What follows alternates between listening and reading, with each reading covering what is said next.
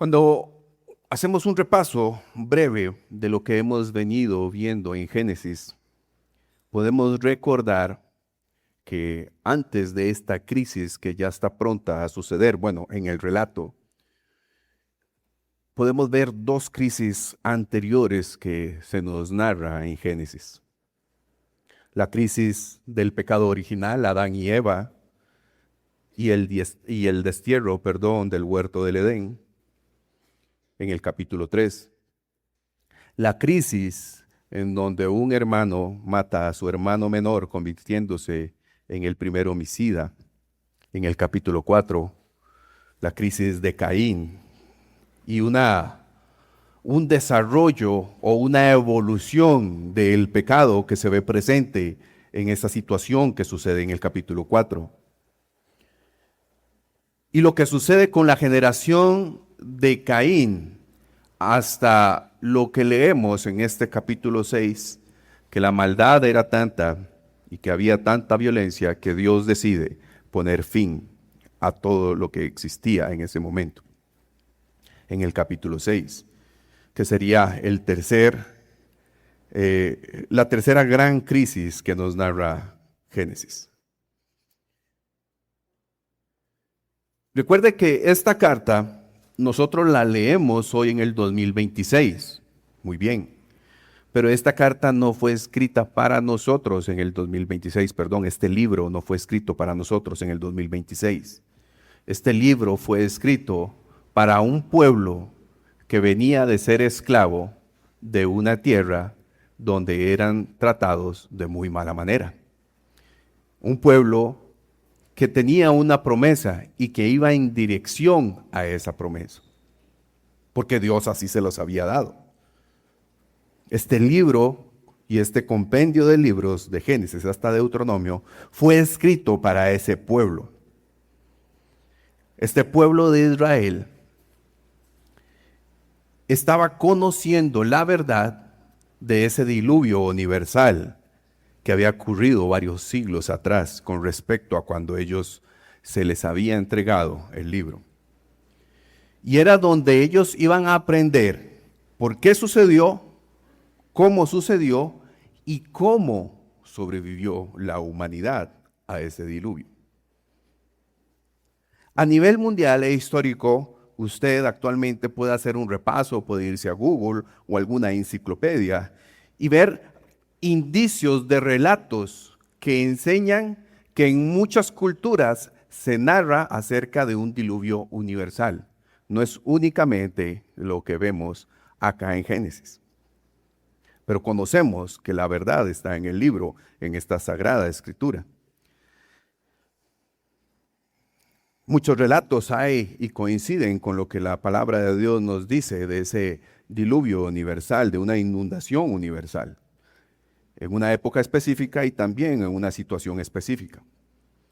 Pero hay dos relatos que son muy importantes, que nuevamente les digo que ustedes los pueden corroborar y buscar gracias a toda la tecnología que tenemos el día de hoy. Y coinciden con esta audiencia, coinciden con el pueblo de Israel, a la que Moisés se está dirigiendo, siendo inspirado por el Espíritu Santo de Dios. El primero de esos relatos era la leyenda egipcia de la inundación.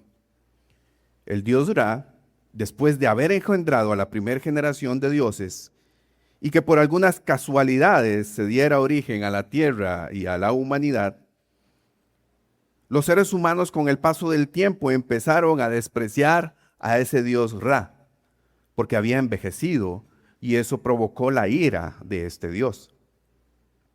Y esto hizo que este dios Ra enviara a uno de sus dioses creados o hijos de esa primera generación de hijos llamada Sekhmet, para llevar a cabo una gran matanza y castigar a esos seres humanos que se estaban rebelando en contra de él, que no lo estaban alabando.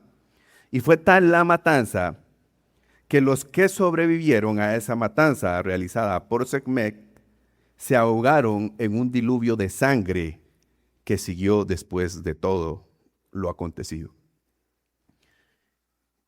Entonces Ra ese dios egipcio, decidió detener la matanza para que la humanidad no se extinguiera por completo. Esa es una de los relatos y las leyendas que se cuentan a nivel mundial histórico.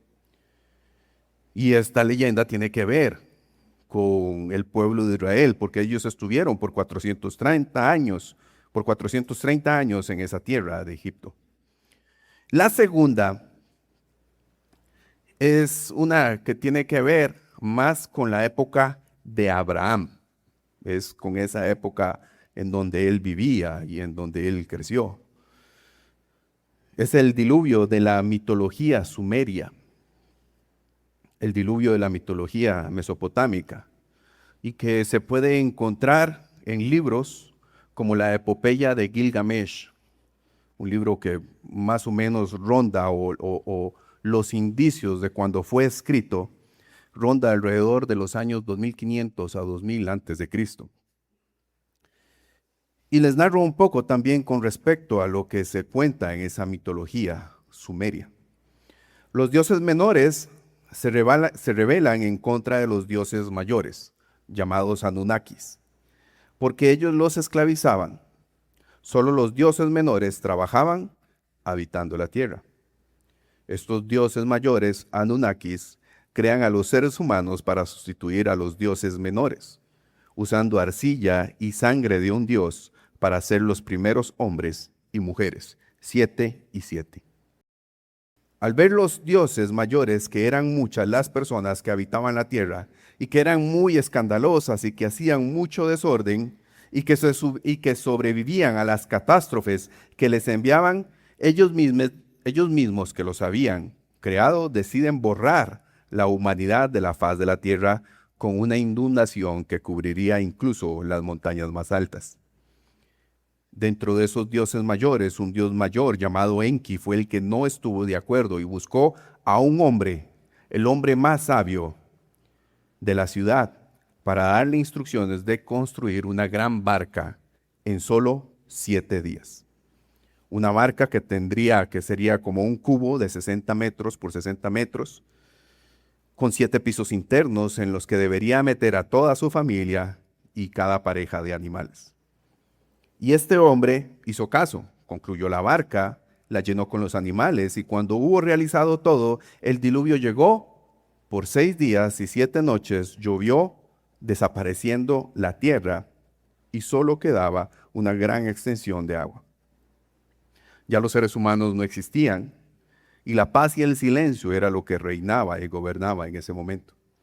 Y después de haber enviado una paloma a ese hombre sabio y un cuervo que no regresaron, vieron la cima de una montaña y ahí fue donde embarcaron y así lograron sobrevivir a ese gran diluvio universal.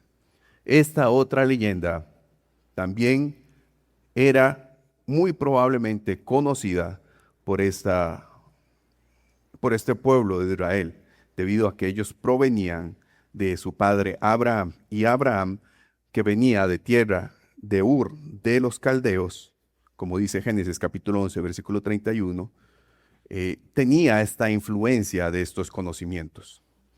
Recuerden que Ur de los caldeos era una ciudad de la antigua Sumeria, en el sur de Mesopotamia, más o menos lo que hoy conocemos como Irán.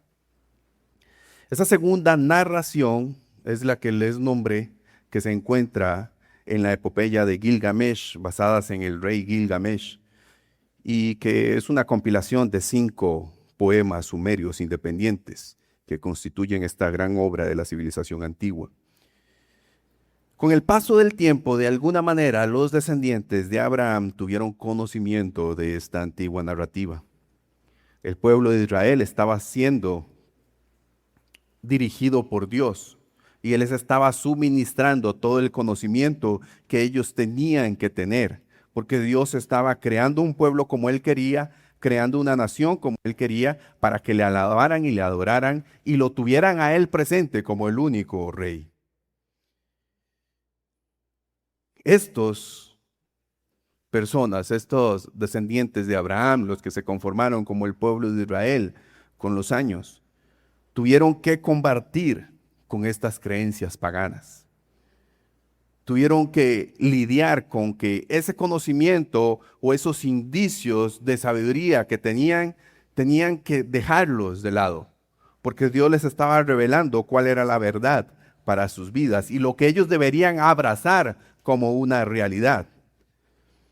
Y por lo tanto el pueblo debería ser formado por esas enseñanzas por medio del siervo Moisés. Como les mencioné anteriormente, Génesis comparte sin tapujos estas tres grandes crisis de la humanidad.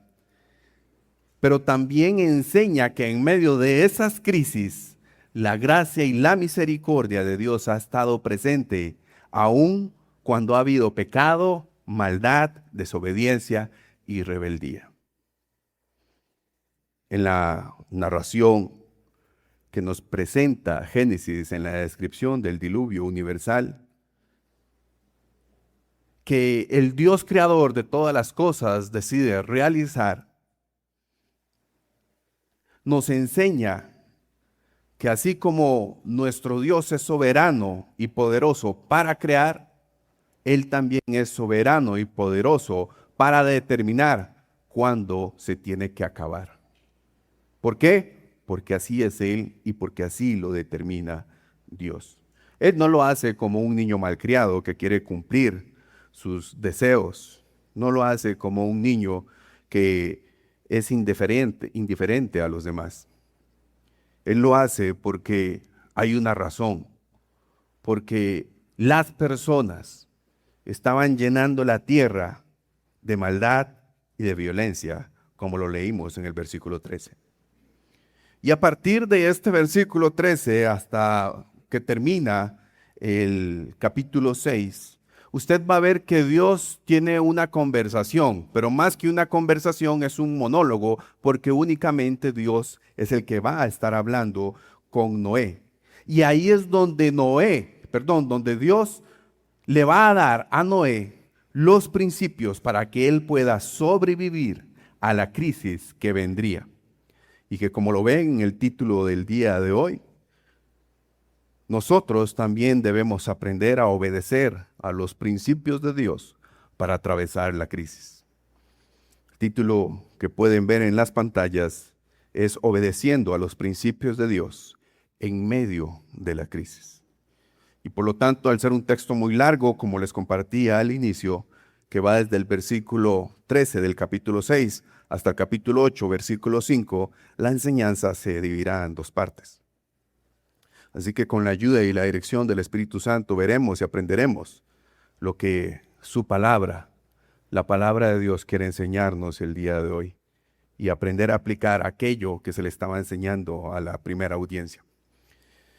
Hermanos, muchos de nosotros que estamos en este lugar, muchos, por no decir que todos, hemos pasado por crisis. Imagínese la crisis más próxima que usted haya pasado o la que está pasando probablemente en su vida. Las crisis, hermanos, abarcan todos los ámbitos de nuestras vidas. Todo lo que nosotros nos podamos imaginar, desde lo laboral, familiar y matrimonial, hasta lo sentimental, espiritual y emocional. Hermanos, la crisis no respeta ningún nivel social, ningún nivel económico o cultural. La crisis afecta a todas las personas de manera directa o indirecta. Así que es una realidad. Si el día de hoy no estamos atravesando ninguna crisis, démosle gracias a Dios por eso. Pero si estamos atravesando una crisis, aprendamos a entender que solo a través de los principios de la palabra de Dios es que podemos superar y atravesar esas crisis. Las crisis van a venir en cualquier momento y debemos aprender a depender del único libro infalible y veraz para afrontar y superar esas crisis. Van a venir las crisis. Y si no está anotada en su lista de pendientes, creo que sería bueno que la ponga como una anotación con asteriscos y con rojo y letras grandes, que las crisis van a venir. No porque seamos cristianos o hijos de Dios, significa que no tendremos crisis. Es una mentalidad extraña que ha invadido la cultura cristiana contemporánea, de que si soy hijo de Dios, todo me va a salir bien y todo va a ser bueno. Mucho cuidado con esas enseñanzas. Mucho cuidado, porque la palabra de Dios nos enseña que el pueblo de Dios también pasó por muchas crisis. Hombres y mujeres de Dios pasaron por muchas crisis, pero aprendieron a depender de alguien. Aprendieron a depender de principios que están en esta escritura que nosotros tenemos el día de hoy en nuestros regazos. Entonces, hermanos, ¿cómo afrontamos o superamos esas crisis? Como principio número 1, escuchando y obedeciendo a Dios. Como les dije, a partir del versículo 13, antes ya Dios está hablando con Noé. Es Dios hablando con Noé. Es prácticamente un monólogo de Dios. En el versículo 13 nuevamente leemos, dijo Dios a Noé: he decidido el fin de todo ser, porque la tierra está llena de violencia a causa de ellos, y he aquí que yo los destruiré con la tierra. Lo primero que Dios le dice a Noé es la decisión que él está tomando de destruir todo a causa de la violencia, no porque se le ocurrió o fue antojadizo, fue a causa del pecado y de la violencia del hombre.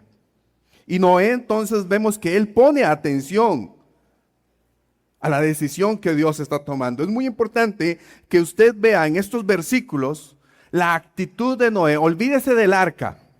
Olvídese por un momento del arca, porque lastimosamente en nuestras Biblias ponemos mucha atención a los subtítulos en negrita que vienen. Lo importante ahí no está en el arca. Lo importante está en lo que Dios está hablando a Noé. Y vean la actitud que tiene Noé para con lo que Dios está hablando y diciendo. Noé, cuando Dios le dice esto, que él decidió, que él había decidido destruir todo, Noé no se puso a clamar, Noé no se puso a interceder, ni se puso a reprender. Noé no habló, Noé estaba escuchando la decisión de Dios soberano. Es muy importante que lo veamos en este relato. Y es muy importante que al ver esa actitud que está teniendo Noé, nos preguntemos nosotros hoy: ¿estoy escuchando a Dios? ¿Estoy escuchando cuando leo su palabra? ¿Tengo presente que es Dios hablándome? ¿Estamos poniendo atención a las palabras de Dios, aunque no sea lo que queramos oír? ¿Ustedes creen que Noé era algo que quería escuchar acerca de la destrucción de la tierra, de toda la humanidad? Porque es muy importante lo que ahí sucede. Es muy, muy interesante lo que ahí sucede. ¿Estamos poniendo atención como Noé a las palabras de Dios? ¿A lo que ahí está escrito? O de una vez, cuando yo leo la palabra de Dios, pongo entre comillas lo que Dios me está diciendo y empiezo a creer y a suponer y a enfatizar en mis ideales. Mucho cuidado. Noé estaba calladito escuchando las palabras de Dios, escuchando el dictamen del juicio que el mismo Dios creador había decidido llevar a cabo. No está escuchando. Y en ese monólogo que Dios va a tener, no solo le va a decir de la catástrofe que vendrá, sino que le va a dar indicaciones de lo que él debería hacer. Y veamos las indicaciones que Dios le da a Noé. Y es muy importante la actitud de Noé y lo que Dios está hablando. Él le dice a Noé: hazte un arca de madera de gofer, de ciprés, de madera resinosa, en otras versiones.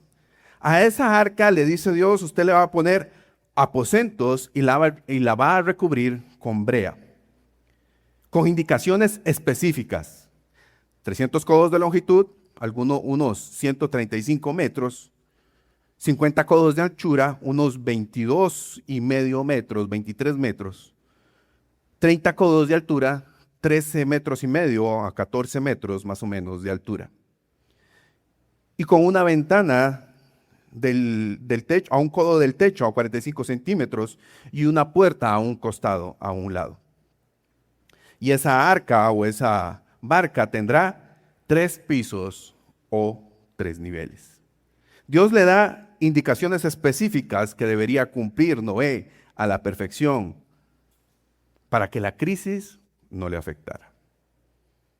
Y vean lo que nos dice el relato, lo que Dios le vuelve a decir a Noé en el versículo 17. Nuevamente, en el versículo 17, Dios le dice lo que hará, pero no solamente le habla de la destrucción, sino cómo lo va a hacer. Primero le habla de que va a destruir la tierra. Luego le dice, ok, Noé, ponga atención, usted tiene que hacer esto de esta manera, con estas indicaciones y con estas medidas. ¿Por qué? Porque yo voy a destruir la tierra de esta manera. Versículo 17. Y he aquí que yo traigo un diluvio de aguas sobre la tierra para destruir toda carne en que haya espíritu de vida debajo del cielo. Todo lo que hay en la tierra morirá. En el versículo 13 le dijo que iba a destruir todo, pero no le dijo cómo lo iba a destruir. Ahora en el versículo 17, después de darle instrucciones, después de decirle cómo era que tenía que hacer las cosas, le va a decir cómo iba a destruir la tierra por medio de un diluvio de aguas sobre la tierra. Entonces ahora Noé podría comprender un poco mejor el por qué Dios le estaba dando esas instrucciones para hacer un arca de grandes dimensiones. Pero aún así Noé podría tener algunas preguntas. Era un ser humano, sí. Podría tener algunas incógnitas. Ser humano, sí, claro, podría tener algunas incógnitas de cómo podía suceder el diluvio que podría o que pudiera cubrir todo. Porque Noé nunca había experimentado ese tipo de situaciones. Nunca había llovido. Porque la manera en la que se anegaba todo o se regaba todo es por un medio de un vapor que subía, como dice Génesis capítulo 2, versículo 6. Eso era la manera en la que se regaba toda la vegetación y así se crecían las plantas y los árboles. Pero nuevamente, vea la actitud de Noé. No se puso a preguntarle a Dios. Cuando Dios le estaba diciendo a Noé, voy a traer un diluvio, Noé no le atravesó el caballo, como decimos nosotros los ticos. Pero Dios, ¿cómo un diluvio? ¿Qué es eso? No, él se quedó calladito escuchando lo que Dios estaba diciendo. Cuando Dios le estaba instruyendo, Noé estaba atento a las palabras de Dios, a la dirección que Dios le estaba dando. Aun si él podría tener dudas de cómo podría hacer el arca o la barca, de cómo podría llover tanto para que se cubriera toda la tierra, Noé estuvo atento a las palabras directas de Dios, a las palabras específicas de Dios. Noé estuvo poniendo atención a esas palabras. Porque esas palabras específicas que Dios le estaba dando a Noé, exactas, eran las que le iban a ayudar a Noé para atravesar la crisis que vendría. Y veamos algo más. Hasta ese momento, cuando usted lee el versículo 13 al 17, Dios no le había dicho para qué era esa barca que él estaba construyendo o que tenía que construir. Dios no le había dicho, ponga atención, del 13 al 17. Dios le dice qué hacer y cómo hacer, porque él iba a destruir ciertas cosas, para eso era. Pero no le dice para quién es. Es hasta después de que le da todas las indicaciones y le dice del por qué va a hacerlo, es que Dios le dice a Noé en el versículo 18, quiénes eran los que iban a entrar en esa arca. Aun cuando Dios le estaba diciendo lo de la destrucción, le estaba diciendo lo de las indicaciones de esa arca, le estaba diciendo que iba a venir un diluvio. Noé estaba poniendo atención, sin saber que esa arca o esa barca iba a salvarlo a él y a su familia. Si seguimos poniendo atención, Noé siguió estando atento a las palabras de Dios.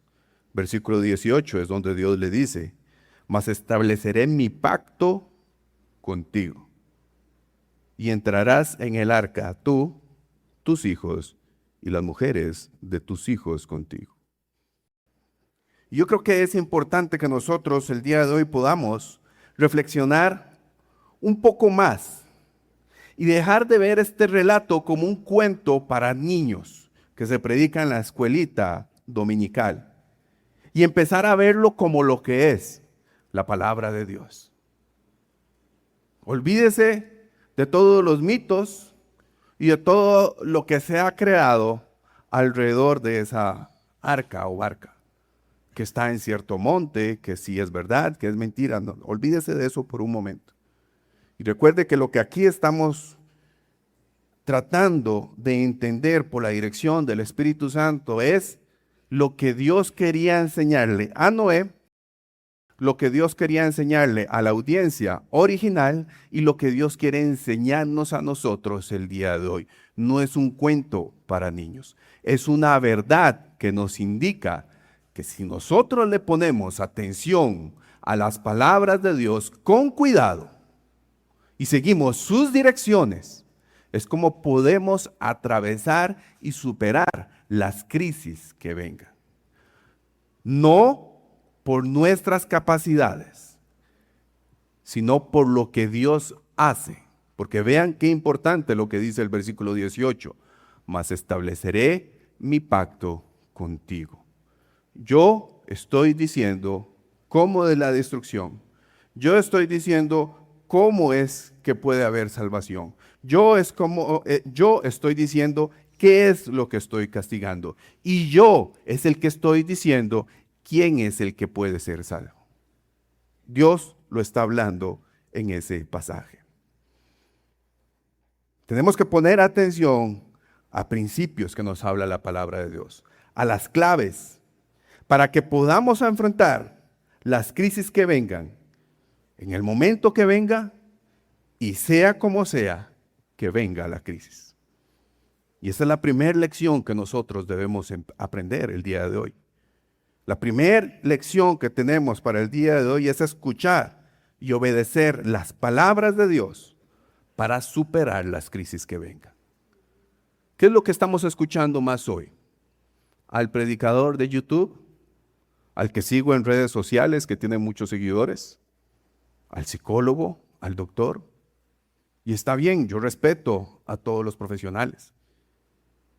Pero se nos olvida que hay algo más importante que es infalible y veraz, que es a lo que nosotros tenemos que ponerle atención, y es a la palabra escrita, que es la palabra profética más segura que usted y yo tenemos.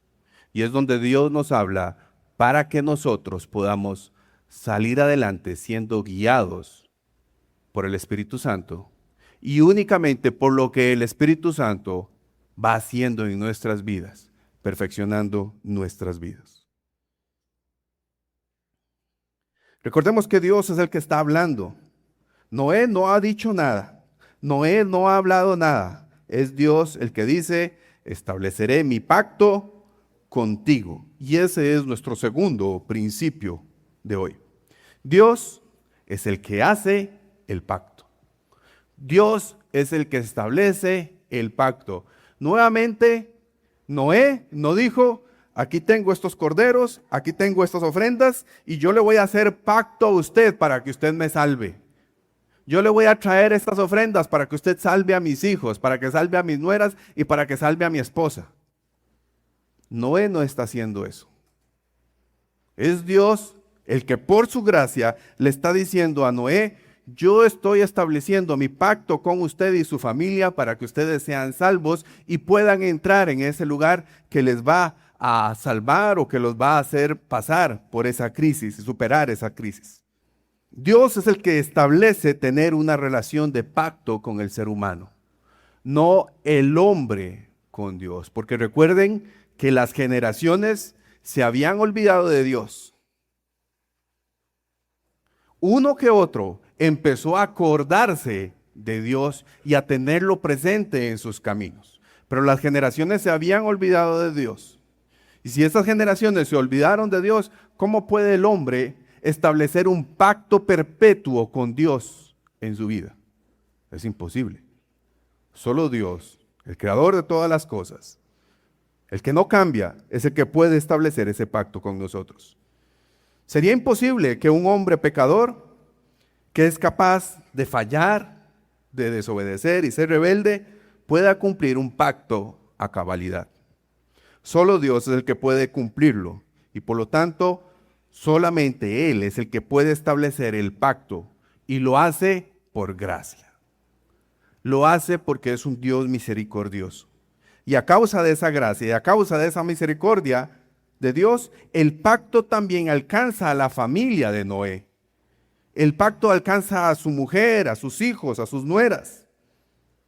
Noé claramente le enseñó a sus hijos cómo caminar. Ya después fue una decisión, un acto de sus hijos seguir esas enseñanzas y poner atención a los principios que Dios le había enseñado a Noé. Noé caminó teniendo presente a Dios en su camino. Noé era un varón justo y perfecto en comparación a sus contemporáneos en su generación, como nos dice al principio de este capítulo. Pero fue Dios quien decidió verlo con gracia. Noé halló gracia a los ojos de Dios porque Dios decidió verlo de esa manera. No por lo que Noé hacía, fue por lo que Dios decidió. Y hermanos, el pacto, les recuerdo, por si se nos olvida, el pacto en el que nosotros, usted y yo estamos, es un pacto mucho mejor.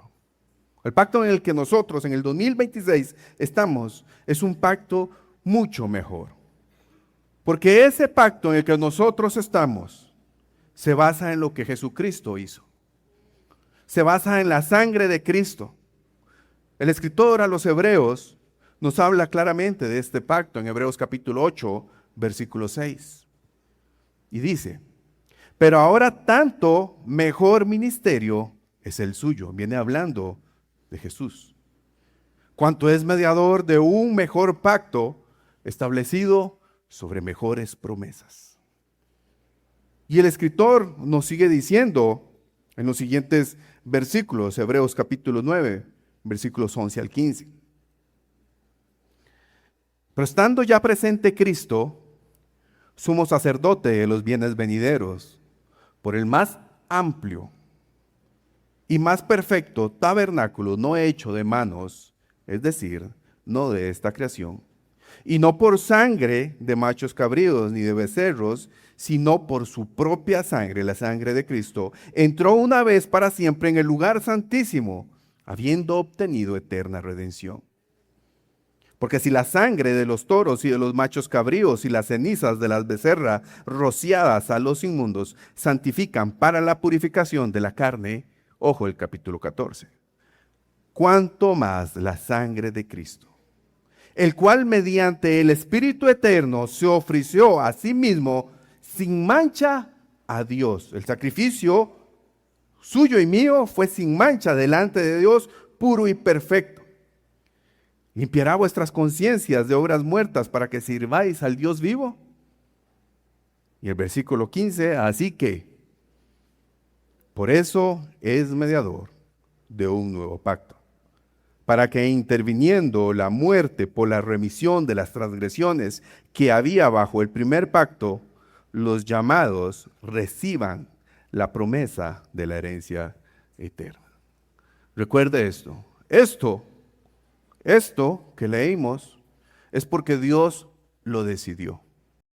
No fue porque usted y yo lo mereciéramos o hayamos hecho algo, realizado algo para merecerlo. Así como Noé halló gracia, usted y yo hemos hallado gracia delante de Dios para obtener salvación por lo que Cristo hizo. Se basa en la sangre de Cristo, no se basa en nosotros. Y por medio de esa sangre, usted y yo tenemos entrada al trono de la gracia. Tenemos acceso a Dios como nuestro Padre. Y Él nos ve como sus hijos por el sacrificio de la sangre de Cristo y porque Él mismo lo dispuso desde antes de la fundación del mundo. ¿No se asombra usted del Dios tan misericordioso que tiene? Hemos leído la creación, cómo se fue dando todo esto. Y antes de que todo esto se diera, ya Dios había pensado en usted y en mí. Ya Dios había pensado en la manera en la que resolvería todo. Y ya Dios tenía el candidato perfecto, puro, santo y sin mancha que podía hacerlo todo. Qué Dios tan grande, hermanos. Noé halló gracia a los ojos de Dios. Noé recibió el pacto establecido por Dios, que alcanzó a su mujer, a sus hijos, a las esposas de sus hijos. Y todo eso, hermanos, fue por gracia. Porque Dios es grande y rico en misericordia. Porque Dios es el que lo decide.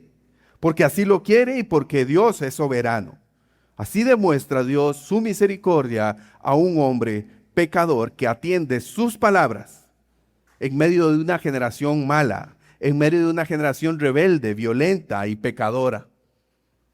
Noé, recuerde, podía ser visto justo y perfecto entre todos sus contemporáneos en su relación horizontal, pero delante de Dios también era pecador.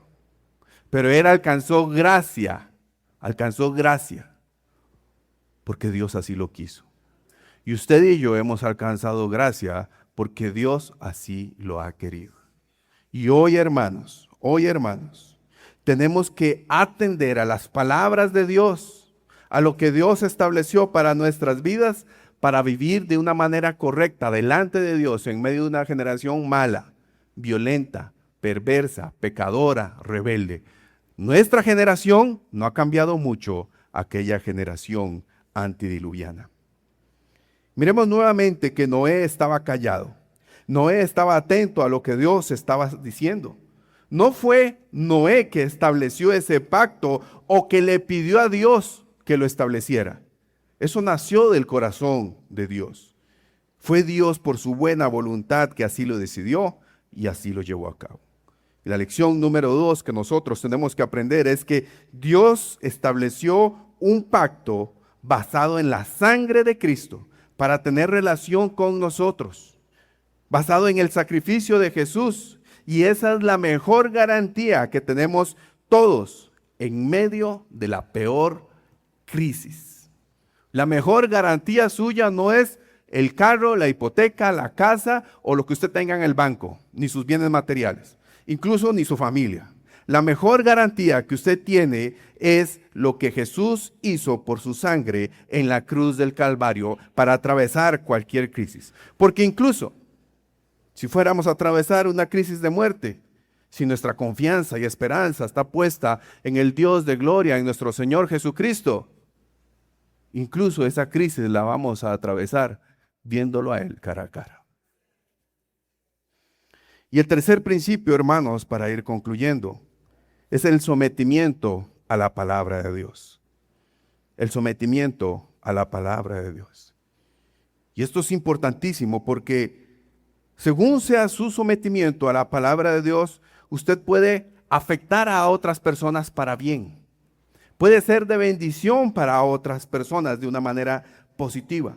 Tanto que la vida de otras personas pueden depender de su sometimiento a la palabra de Dios, de su obediencia y del acatamiento a la palabra de Dios. Versículos 19 al 20, Dios le sigue dando instrucciones a Noé y él sigue estando atento a lo que Dios está diciendo y a lo que Dios está mandando. De todo lo que vive, 2 de cada especie, macho y hembra, meterás en el arca. Versículo 19. Aves, bestias, reptiles, según cada especie, estarán contigo para que tengan vida. Este es otro acto que Noé debía acatar y cumplir. Porque obedeciendo a eso que Dios estaba mandando, sería él un medio para que esos seres vivientes pudieran vivir.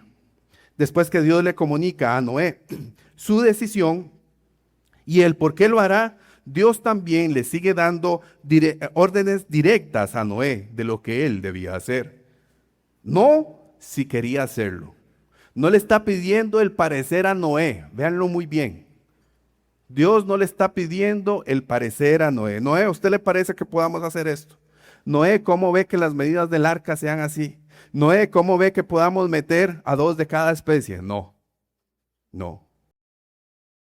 Cuando vemos el texto, vemos que se están utilizando verbos imperativos que indican un mandato, una orden, una instrucción para cumplir lo que se le está dictando o lo que se le está diciendo. Hazte un arca, le dice en el versículo 13. La harás aposentos. De tal manera la harás. Una ventana harás. Pondrás puerta. Le harás piso bajo, segundo y tercero. Entrarás en el arca, versículo 18. Meterás en el arca, versículo 19. Toma contigo todo alimento, versículo 21. ¿Ven cómo son órdenes directas y mandatos de Dios? Son órdenes que él debería acatar y cumplir. Si le parecía o no, es otra cosa. Pero él debía cumplir lo que ahí se le estaba diciendo. Y en el versículo 22, el relato de lo que Dios le estaba diciendo a Noé termina diciendo, y lo hizo así Noé. No dice, se puso a analizarlo Noé, que era lo mejor que tenía que hacer.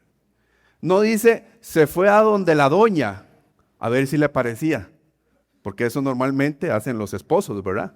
Le preguntan, estoy viendo aquí un servicio, que ya el servicio de la casa está muy malo. ¿Lo compramos o no? Ya si la señora dice, sí, comprémoslo, ok, todo está bien. Así no hizo Noé. Noé no le dio las indicaciones a su esposa para ver si le parecía. O si lo podía hacer de una manera que fuera más bonita o pintarlo de otra manera. No. Noé lo hizo así como Dios le dice. Dice, hizo conforme a todo lo que Dios le mandó. Génesis 6:22. Es importante que recordemos eso. Lo que Dios le estaba diciendo a Noé era algo que lo iba a mantener con vida, pero no solamente a él, sino a su familia y a otros seres que iban a depender de su dirección, de su acatamiento, de su obediencia a las palabras de Dios. Y que por la gracia de Dios le estaba permitiendo poder sobrevivir a la catástrofe que vendría para toda la humanidad y donde toda la tierra se vería afectada. Noé no tomó tiempo para orar y meditar a ver si era de Dios. No. Noé hizo todo conforme a lo que Dios le dijo. No lo fue analizando para encontrar alguna falla de lo que Dios había dicho. No dice que Noé le dijo a Dios, me parece que de esta manera se puede hacer mejor, según lo que usted me está diciendo. No. Nos dice que Noé lo hizo así. No conforme a lo que se le ocurrió a Noé. No conforme a lo que se le imaginó que sería mejor, sino conforme a todo lo que Dios le mandó. Fue obediente a los mandatos de Dios que le estaba dando. Puso atención para realizar todo lo que Dios le estaba dando y cumplirlo a cabalidad. Hermanos, ¿estamos haciendo nosotros todo conforme a lo que se nos ha mandado?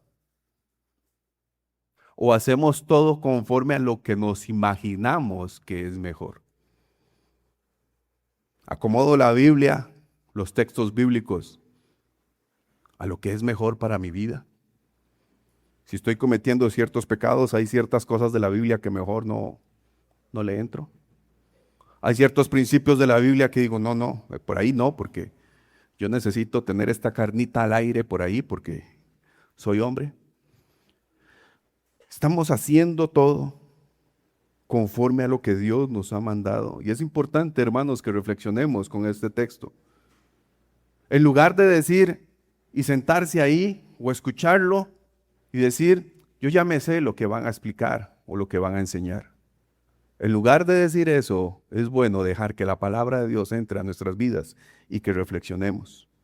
Y preguntarme, ¿estoy haciendo conforme a lo que Dios ha mandado y ordenado? ¿O me estoy acomodando a lo que dice la palabra de Dios? Esto era algo, hermanos, que el pueblo de Israel debía aprender, que estaba saliendo de Egipto, que iba rumbo a la tierra que Dios le había prometido. Ellos, hermanos, iban a afrontar crisis en ese caminar a esa tierra. Pero ellos debían poner atención a los mandatos que Dios les estaba dando para poder superar y atravesar esas crisis y poder llegar con bien a la tierra prometida. Confiando únicamente en la palabra de Dios, confiando en lo que Dios estaba dictando y que Él los llevaría a esa tierra. Si Dios lo prometió, Dios lo va a cumplir. Lo mismo pasa con nosotros, hermanos. Si Dios le prometió a usted una esperanza, vida y una herencia eterna, Él lo va a cumplir, hermanos.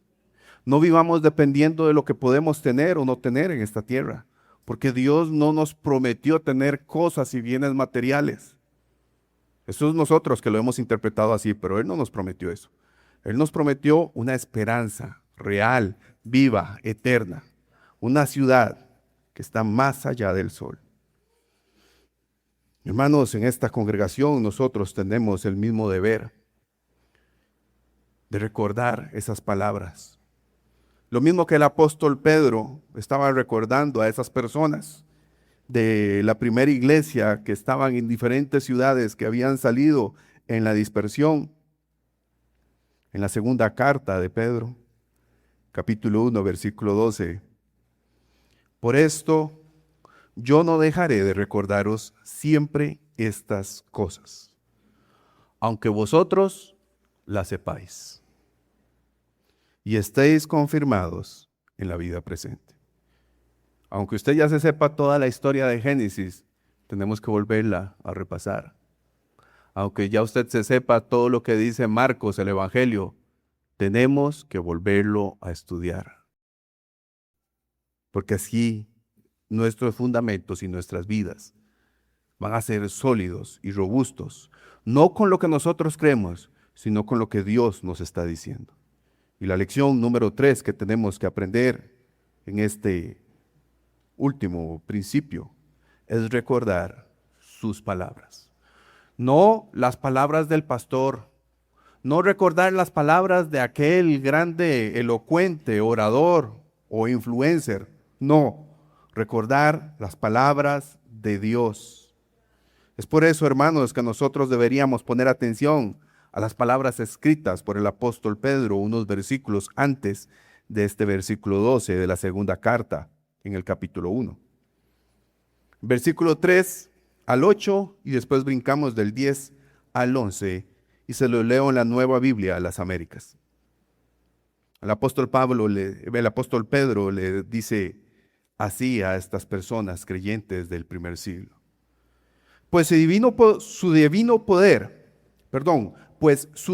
poder nos ha concedido todo cuanto concierne a la vida y a la piedad, mediante el verdadero conocimiento de aquel que nos llamó por su gloria y excelencia. Por ellas, Él nos ha concedido sus preciosas y maravillosas promesas, a fin de que ustedes lleguen a ser partícipes de la naturaleza divina, habiendo escapado de la corrupción que hay en el mundo por causa de los malos deseos. Por esta razón también, obrando con toda diligencia, añadan a su fe virtud, y a la virtud conocimiento, al conocimiento dominio propio, al dominio propio perseverancia, a la perseverancia piedad, a la piedad fraternidad y a la fraternidad amor. Pues estas virtudes, al estar en ustedes y al abundar, no los dejarán ociosos ni estériles en el verdadero conocimiento de nuestro Señor Jesucristo. Versículo 10. Así que, hermanos, sean cada vez más diligentes para hacer firme su llamado y elección de parte de Dios. Porque mientras hagan estas cosas, nunca caerán. Pues de esta manera les será concedida ampliamente la entrada al reino eterno de nuestro Señor y Salvador Jesucristo. Hermanos, meditando en esto y pensando, recopilando un poco, no creo que exista ningún otro libro, no creo que exista ninguna otra tipo de filosofía o de redacción humana en la que nosotros podamos basarnos y establecer nuestros fundamentos para atravesar las crisis y para atravesar los sufrimientos. No existe nada. Pídale al Señor hoy, en esta semana, y reflexione acerca de la bendición que usted tiene de tener una Biblia, 2, 3, en 5, en 4, en 2 versiones diferentes. Y el por qué usted las tiene. El apóstol Pedro estaba animando a estos creyentes a permanecer firmes, recordando las palabras del Señor Jesucristo. Y recordando que esas palabras son las que nos ayudan a tener nuestras bases sólidas, a construir nuestra casa sobre la roca y no sobre la arena. Para que cuando vengan vientos, tempestades, mareas altas, diluvios, crisis, si nuestra casa está fundada sobre la roca, no caerá. Pero la roca tiene que ser Cristo, no nuestro conocimiento. Debemos estar atentos a las palabras del Señor, obedecer sus mandatos. Es lo que usted y yo tenemos que hacer. Porque cuando ponemos atención a las palabras de Dios, vamos a recibir los principios que nos guiarán a atravesar las crisis. Y vamos a atravesar las crisis. Y podemos sufrir y podemos llorar, e incluso podemos quedar destrozados. Pero Dios nos llevará a buen puerto. Y le veremos a Él cara a cara, hermanos.